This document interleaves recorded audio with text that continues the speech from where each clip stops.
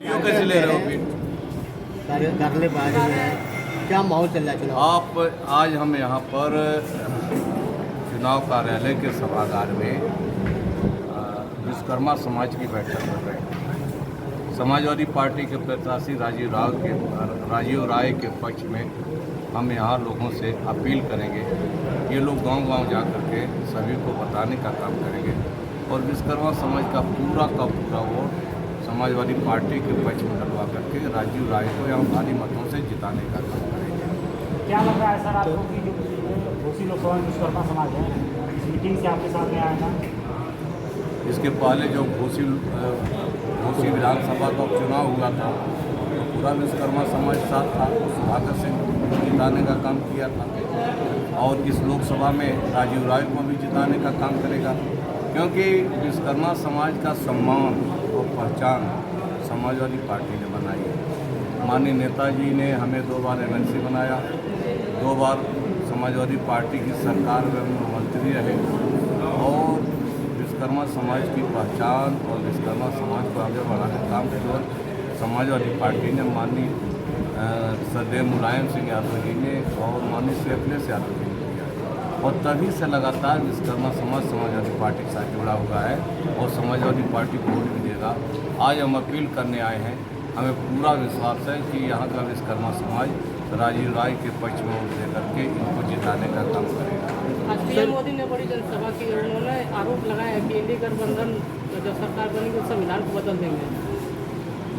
ये तो बीजेपी करने जा रही है, मोदी जी करने जा रहे हैं। इन्होंने नारा दिया 400 पार। 400 पार का क्या मतलब? सरकार बनाने के लिए 50% एमपी की जरूरत पड़ती है, लेकिन अगर आप 400 पार या 400 से ज़्यादा सीट में जीतने की बात करते हैं तो कहीं न कहीं आपके मन में है कि 3/4 बहुमत अगर हमें मिल जाएगा तो हम संविधान में बुनियादी परिवर्तन करेंगे। और यही शंका जो है विपक्ष के सभी इंडिया गठबंधन सभी नेताओं को, और यही हम बात कह रहे हैं, तो आज वो जो है सफाई क्यों दे रहे हैं? ये तो बीजेपी करने जा रही है। आरक्षण हमारा ख़त्म कर दिया, पिछड़े वर्गों को सरकारी नौकरियों में आरक्षण 27% का माननीय नेताजी ने दिया। तो तमाम पिछड़ी जात के लोग केवल यादव कुर्मी नहीं बल्कि विश्वकर्मा, प्रजापति, नाई, सोनी, चौरसिया, साहू, तेली, राठौर, बिंद, निषाद, मौर्या, राजभर, चौहान सभी बिरादरी के लड़कों को नौकरी मिली कि कोई थानेदार बन गया, कोई डिप्टी एसपी बन गया, कोई एसडीएम बन गया, कोई कलेक्टर बन गया। ये किसकी देन थी? ये माननीय मुलायम सिंह यादव जी की देन थी, जिसको श्री अखिलेश यादव जी समाजवादी पार्टी की सरकार में और आगे बढ़ाने का काम किया था। भारतीय जनता पार्टी ने आरक्षण पिछड़े वर्गों का ख़त्म कर दिया। अब पिछड़े वर्ग के एक भी लड़के को कहीं नौकरी नहीं मिलने वाली है, तो जिस तरह से इन्होंने आरक्षण खत्म किया उस दिन संविधान बदल देंगे। तो ये भारतीय जनता पार्टी ये बहुत खतरनाक पार्टी है, कहते कुछ और करते कुछ और है।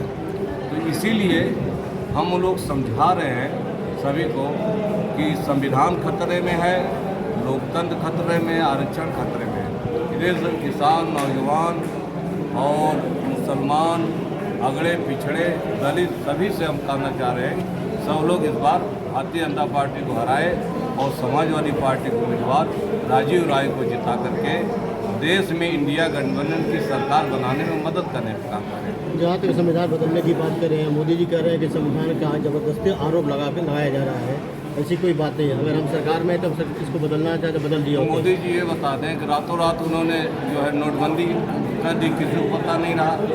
रातों रात उन्होंने ये जीएसटी लागू कर दिया। तो ये क्या कर सकते हैं? ये कहते कुछ और है जनता के बीच में, अब करते कुछ और है। अब हम सफाई क्यों दे रहे हैं? अगर उनके मन में चोर नहीं तो सफाई क्यों दे रहे हैं? इसका मतलब कहीं न कहीं उनके मन में है ये बदल सकते हैं। अगर वोट का अधिकार किसने दिया? ये भारतीय संविधान में लिखा हुआ है, वोट देने का अधिकार सबको, जिसके कारण प्रधानमंत्री को भी गांव-गांव में जाकर सभाएं करके वोट मांगने का काम किया। कल ये अगर वोट का अधिकार खत्म कर देंगे, जनता के पास बचेगा क्या? हमारे पास तो हमारे आप या सबके पास केवल वोट का ही तो एक अधिकार है और इसी एक वोट को पाने के लिए 5 साल में एक बार, चाहे एमपी हो, चाहे एमएलए हो, चाहे मंत्री हो, चाहे मुख्यमंत्री हो, या प्रधानमंत्री हो, सबको आपकी जनता के दरवाजे जाना पड़ता है। ये अधिकार हमारा कि बाबा भीमराव अम्बेडकर ने संविधान में लिखा है। अगर ये अधिकार हमारा छिन गया तो हमारे पास बचेगा क्या? नौकरी है नहीं, महंगाई लगातार बढ़ाते चले जा रहे हैं, बेरोजगारी लगातार बढ़ती चली जा रही है, गरीबी बढ़ा दिया, देश की सारी संपत्तियों को पूंजीपतियों के हाथ में नीलाम कर दिया। आज कर्जा किसका माफ़ किया जा रहा है?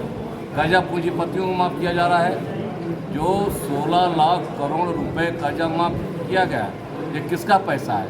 ये गरीब जनता का पैसा है जो टैक्स के माध्यम से सरकारी खजाने में जमा होता है। और मोदी जी ने उस पैसे को इन्होंने जो है पूंजीपतियों का कर्जा माफ़ किया।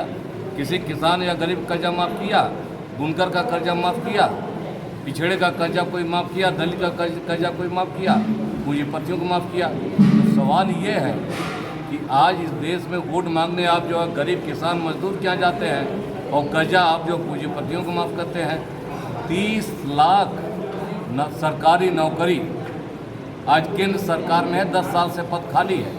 मैं प्रधानमंत्री जी से पूछना चाहता हूँ कि इसको आपने क्यों नहीं भरा अभी तक? नौजवानों को नौकरी क्यों नहीं दी? अगर ये नौकरी मिल जाती और उत्तर प्रदेश की सरकार अगर नौकरी यहाँ के उत्तर प्रदेश के नौजवान दे देती तो हमारे लड़कों को बिहार में नौकरी करने के लिए क्यों जाना पड़ता? तो सवाल ये है, नौकरी का है, महंगाई का है, रोजगार का है, गरीबी का है, किसान पूरी तरह से बर्बाद हो गया, उसका सवाल है। आप कितना दावा करते हैं सीट के लिए? योगी मोदी तो 400 की बात दावा कर रहे हैं और आप कितना दावा कर रहे हैं? 400 दावा इनका फेल हो चुका है। ये 200 भी नहीं जीतने जा रहे हैं।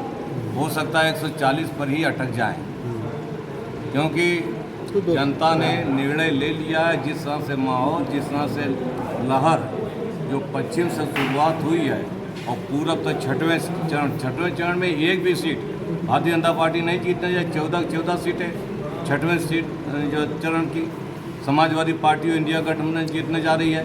कहाँ से सरकार बनाएंगे? तो कह रहे हैं कि 80 की 80 यूपी की 80 की 80 सीटें हम जीतेंगे।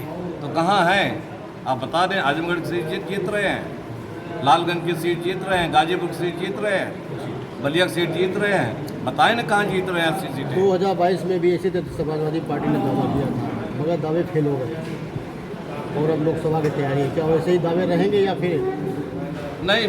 वो 2022 में विधानसभा चुनाव इन्होंने कुछ बेईमानी की, बीजेपी ने बेईमानी से जीता, वोट तो समाजवादी पार्टी के पक्ष में पड़ा और वही बेईमानी फिर करने जा रहे हैं। और इसीलिए जो है इस बार जनता भी सतर्क है, पार्टियां भी सतर्क है।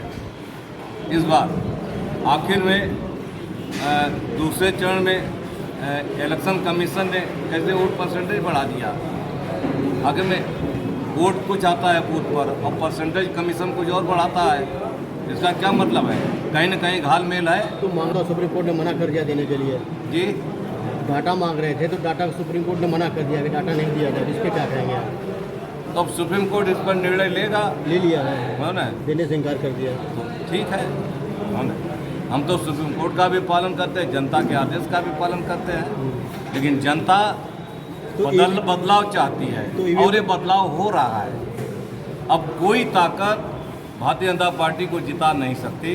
मऊ से राजीव राय जीते। तो ईवीएम पर भरोसा नहीं आपको?